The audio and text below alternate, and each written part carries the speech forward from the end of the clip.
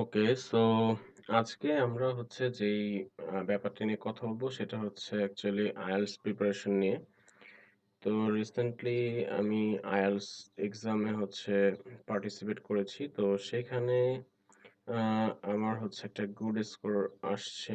So এই কারণে হচ্ছে আমি প্রচুর পরিমাণে হচ্ছে প্রশ্ন পেয়েছি সবার কাছ থেকে। সো আমি চিন্তা করলাম যে হচ্ছে সবার প্রশ্নের যে উত্তরগুলো আছে সেগুলো হচ্ছে আমি একটা IELTS এর প্রিপারেশনের জন্য একটা প্লেলিস্ট বানিয়ে ফেলি YouTube এর জন্য, যাতে হচ্ছে যে সবার কোশ্চেনের আনসার গুলি হচ্ছে এখানে একসাথে পাওয়া যায়। সো এটা একটা টিউটোরিয়াল সেকশন হবে। এখানে হচ্ছে আমি বিভিন্ন স্ট্র্যাটেজি নিয়ে কথা বলবো, কিভাবে হচ্ছে শুরু করতে হবে, কিভাবে আমরা একের পর এক আগাবো। সো আমরা হচ্ছে ডিরেক্টলি হচ্ছে আজকের প্রথম চ্যাপ্টারে হচ্ছে চলে যাই। সো আমি হচ্ছে আহ, আমার প্রোফাইলটা হচ্ছে এখানে বলি, সেটা হচ্ছে যে আমি ব্যাচেলর করেছি সিএসসি থেকে, একটা প্রাইভেট ইউনিভার্সিটি থেকে। আর আমার হচ্ছে যে এখানে যে আইএলটিএস এর স্কোরটা দেখা যাচ্ছে 7.5, সেটা হচ্ছে একাডেমিক আইএলটিএস এর রেজাল্ট। সো আমি ডেফিনেটলি আইএলটিএস এর জন্য কোনো এক্সপার্ট না, কিন্তু আমি সাজেস্ট করব যে আমার এই প্লেলিস্টটা হবে যাদের আইএলটিএস এর রিকোয়ারমেন্টটা খুব একটা বেশি না, মানে 6 থেকে 7+ এরকম রিকোয়ারমেন্ট যারা, তাদের ক্ষেত্রে হচ্ছে এই প্লেলিস্টটা খুব কাজে দিতে পারে।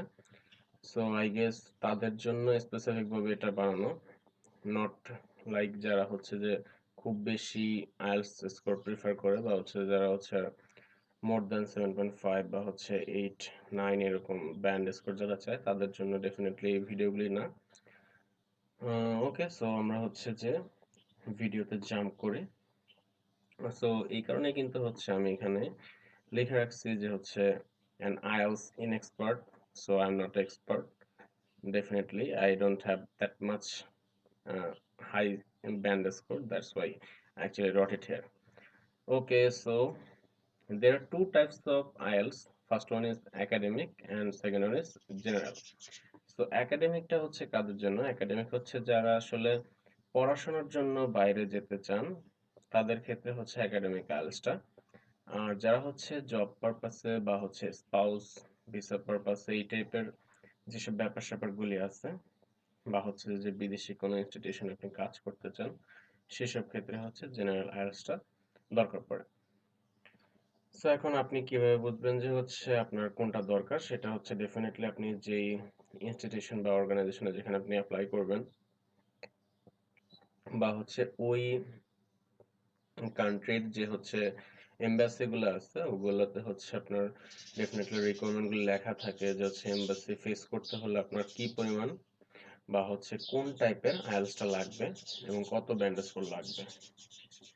সো এটা হলো আমাদের যে একাডেমিক আর জেনারেল, এই দুইটা জিনিসের পার্থক্য। এরপরে হচ্ছে যে আমাদের দুই ধরনের আইএলটিএস থাকে, একটা হচ্ছে রেগুলার আইএলটিএস আর একটা হচ্ছে ইউকেভিআই আইএলটিএস। তো রেগুলার যে আইএলটিএস টা এটা হচ্ছে যে অল ওভার সব কান্ট্রির জন্য, আর ইউকেভিআই এটা হচ্ছে স্পেশালি ইউকের জন্য। তো আপনারা যদি হচ্ছে যে বিভিন্ন কান্ট্রিতে যদি অ্যাপ্লাই করতে চান, লাইক কানাডা, অস্ট্রেলিয়া, জার্মানি বা হচ্ছে নরওয়ে, এই টাইপের যেসব ভালো ভালো হচ্ছে কান্ট্রিগুলো আছে যেখানে হচ্ছে যে আপনারা অ্যাকচুয়ালি অ্যাপ্লাই করতে চান, সেই ক্ষেত্রে হচ্ছে আপনাদের রেগুলার যে আইএলটিএস টা আছে ওটা হলেই হবে। আর ইউকেভিআই টা হচ্ছে স্পেশালি ইউকের জন্য, কিন্তু ইউকেভিআই টাও হচ্ছে অনেক জায়গায় অ্যাকসেপ্টেড, এবং প্রায় অনেক জায়গায় অ্যাকসেপ্টেড। সো এখানে লেখা আছে যে হচ্ছে more than 10,000 organizations and institutions around the world, they actually accept this kind of UKVI IELTS. So এটা হচ্ছে অ্যাকচুয়ালি তাদের দেখা গেছে অর্গানাইজেশন বা হচ্ছে ইনস্টিটিউশনের যে ওয়েবসাইট আছে, সেখানে আপনারা ডেফিনেটলি পাবেন। সো এইটা হচ্ছে যে আপনাদের কনসার্ন, আপনারা হচ্ছে এই জিনিসটা চেক করে নেবেন যে হচ্ছে আপনারা যেখানে অ্যাপ্লাই করতেছেন বা হচ্ছে যেখানে আপনারা যাবেন সেখানে কি হচ্ছে ইউকেভিআই টা অ্যাকসেপ্ট করে কিনা। যদি করে সেক্ষেত্রে ফাইন। আর যদি হচ্ছে আপনার এন্টায়ারলি এটা চিন্তা থাকে যে হ্যাঁ আপনি ইউকে তে যাবেন, সেক্ষেত্রে অবশ্যই ইউকেভিআই।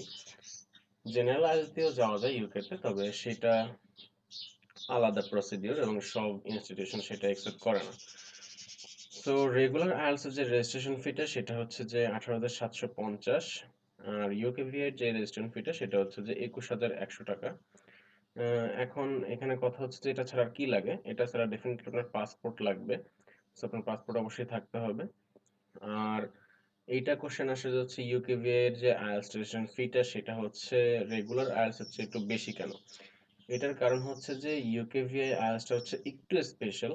একটু স্পেশাল বলতে হচ্ছে আপনার কোশ্চেন টাইপ সেমই থাকে, কিন্তু সেইখানে হচ্ছে যে আপনার প্রত্যেকটা আপনার যে হচ্ছে স্টেপ বাই স্টেপ সবকিছু হচ্ছে ভিডিও রেকর্ডিং করা হয়। এবং এটা মোস্ট প্রবাবলি হচ্ছে যে একটা ক্যামব্রিজের হচ্ছে আহ, নিজস্ব হচ্ছে রুলস, যার কারণে হচ্ছে তারা এটা করে for different kinds of requirement purpose. এই কারণে হচ্ছে তারা এটা করে, তারা ভ্যালিডিটি চেক করে, ভেরিফিকেশন করে, এই কারণে হচ্ছে এটা দরকার পড়ে। এই কারণে হচ্ছে এটার একটু চার্জটা একটু বেশি। আচ্ছা, তো এরপরে হচ্ছে যে আমাদের দুই টাইপের আসলে আইএলটিএস এর টেস্ট হয়, একটা হচ্ছে যে কম্পিউটার বেসড আর একটা হচ্ছে পেপার বেসড। সো এখন কথা হচ্ছে যে আপনি হচ্ছে কোনটা দিবেন সেইটা ডিপেন্ড করতেছে এইখানে কয়েকটা ক্রাইটেরিয়ার উপরে। সো প্রথম কথা হচ্ছে যে পেপার বেসটা আসলে কিরকম। পেপার বেসটা হচ্ছে যে আসলে আপনার ফুল আনসার স্ক্রিপ্টটা হচ্ছে পেপার লিখতে হবে। ফুল বলতে হচ্ছে যে আপনার রিডিং রাইটিং আর হচ্ছে রিডিং রাইটিং আছে লিসেনিং। স্পিকিংটা তো হচ্ছে আপনার ডেফিনেটলি কিছু লেখার কিছু না, এখানে শুধু বলবেন। সো এখানে হচ্ছে আপনাকে পেপারে হচ্ছে আনসার স্ক্রিপ্ট দিয়ে দিবে, সেটা তো হচ্ছে আপনার লিখতে হবে। আর কম্পিউটার বেসটা হচ্ছে যে আপনার কম্পিউটারের স্ক্রিনে হচ্ছে একটা ডকুমেন্ট থাকবে, সেখানে হচ্ছে যে আপনার ইনপুট দিতে হবে। সো সেখানে হচ্ছে অ্যাকচুয়ালি আপনার হাতে লেখার মতো কিছু নাই। সো আপনার টোটালি হচ্ছে পেন্সিল, শার্পনার, রাবার এসব ইউজ করার কোনো ব্যাপার স্যাপার নেই সেখানে। সো পেপার বেসড এক্সাম দেখা গেছে যে হচ্ছে আপনার মান্থলি ৩টা ৪টা বা ম্যাক্সিমাম হলে ৫টা এক্সাম হয়, এর বেশি কিন্তু হচ্ছে পেপার বেসড এক্সাম আপনারা পাবেন না। সেটা আইডিপি হোক বা হচ্ছে ব্রিটিশ কাউন্সিল হোক, যেখান থেকে আপনারা করেন না কেন, ৩টা ৪টা এই এই পরিমাণ টেস্টে সাধারণত হয়, ম্যাক্সিমাম হলে ৫টা। কিন্তু কম্পিউটার বেসড এক্সাম মান্থলি দেখা গেছে যে হচ্ছে ২০টার বেশিও হয়। সো কম্পিউটার বেসড এক্সামের স্লট পাওয়া তেমন কোনো ব্যাপার না, আপনারা ইজিলি হচ্ছে কম্পিউটার বেসড স্লট পেয়ে যাবেন। কিন্তু পেপার বেসড স্লট পাইতে হলে আপনাদের ডেফিনেটলি বেশ কিছুদিন আগেই হচ্ছে আপনাদের রেজিস্ট্রেশন কমপ্লিট করে ফেলতে হবে। তো এখন কথা হচ্ছে যে আপনি আসলে কোনটা দিবেন। আচ্ছা, এখানে একটা ফ্যাক্ট হচ্ছে যে এই আইএলটিএস এক্সামটা হচ্ছে আসলে দুইটা অর্গানাইজেশন মিলে নেয়, একটা হচ্ছে আইডিপি, একটা হচ্ছে ব্রিটিশ কাউন্সিল। সো আপনি যে কোনোটা চুজ করতে পারেন। অনেক সময় হচ্ছে এইরকম কথাবার্তা শোনা যায় যে হচ্ছে ব্রিটিশ কাউন্সিলের চেয়ে আইডিপি ভালো বা আইডিপির চেয়ে ব্রিটিশ কাউন্সিল ভালো, এইগুলো হচ্ছে টোটালি মানে ভুল কথাবার্তা। এগুলো হচ্ছে একদমই বিলিভ করবেন না। পুরোপুরি ডিপেন্ড করতেছে আপনার প্রিপারেশন কিরকম, আপনার এক্সাম দিতে হচ্ছে আপনার স্ট্রেস কিরকম নিতেছেন এইসবের উপরে। এবং একটু একটু তো অবশ্যই লাকের ব্যাপার স্যাপার আছে, কারণ হচ্ছে যে আপনার কি ধরনের হচ্ছে কোশ্চেন আসতেছে এটার উপরে অনেক কিছু আসলে ডিপেন্ড করে। সো ওইগুলো নিয়ে হচ্ছে আমরা পরে কথা বলবো। আপাতত হচ্ছে যে আপনি কম্পিউটার বেসড দিবেন নাকি পেপার বেসড দিবেন। আচ্ছা, সো কম্পিউটার বেসড এর হচ্ছে যে ভালো ব্যাপার সেটা হচ্ছে যে আপনার রেজাল্টটা হচ্ছে আপনি ৩ থেকে ৫ দিনের মধ্যে পেয়ে যাবেন, এবং হচ্ছে সার্টিফিকেট হচ্ছে আপনার হাতে চলে আসবে খুব তাড়াতাড়ি, হচ্ছে রেজাল্ট পাওয়া যায় এবং সার্টিফিকেট হাতে পাওয়া যায়। সো এইটা হচ্ছে আপনি কখন দিতে পারেন, যখন হচ্ছে যে আপনার খুব তাড়া আছে, মানে হচ্ছে যে আপনার অল্প কয়েকদিনের মধ্যে দিতে হবে, আপনার কিছু করার নাই, হাতে টাইম নেই তেমন, সেই ক্ষেত্রে আপনি কম্পিউটার বেস দিতে পারেন। এবং একই সাথে হচ্ছে যে আপনার কম্পিউটারের সাথে অনেক বেশি ইউজ টু, কম্পিউটারের সাথে হচ্ছে আপনি ফ্লুয়েন্ট, আপনি ম্যাক্সিমাম টাইমে হচ্ছে কম্পিউটারে কাজ করেন, এবং একই সাথে হচ্ছে যে আপনি আইএলটিএস এর যে প্রিপারেশনটা নিছেন সেটা হচ্ছে যে আপনি কম্পিউটার বেসড নিছেন, তখন হচ্ছে যে আপনার কম্পিউটার বেসড হলে বেস্ট হয়। আর হচ্ছে পেপার বেসটা হচ্ছে যে একাডেমিকের ক্ষেত্রে পেপার বেসটা দেওয়া ভালো হয়। জেনারেল ট্রেনিং এর ক্ষেত্রে না দিলেও চলে, কিন্তু একাডেমিক ক্ষেত্রে এটা হলে ভালো হয়, কারণ একাডেমিকের রিডিং সেকশনটা অ্যাটলিস্ট সেখানে হচ্ছে যে বেশ কমপ্লেক্স প্যাসেজ আসে, যেগুলো আসলে কম্পিউটার বেসটা হলে একটু প্রবলেম হয়ে যায়। সো পেপার বেসটা হচ্ছে যে আপনার টাইম আছে, আপনার প্রবলেম নাই, ১৩ দিন হচ্ছে আপনি রেজাল্টের জন্য ওয়েট করতে পারবেন, এবং ১৪ নম্বর দিন বা ১৫ নম্বর দিন হচ্ছে আপনার সার্টিফিকেট হলেই হচ্ছে। সো সেই ক্ষেত্রে হচ্ছে আপনি পেপার বেস দিতে পারেন। আর ডেফিনেটলি হচ্ছে যে আপনার আগে বুকিং এর ব্যাপারটা তো আছেই।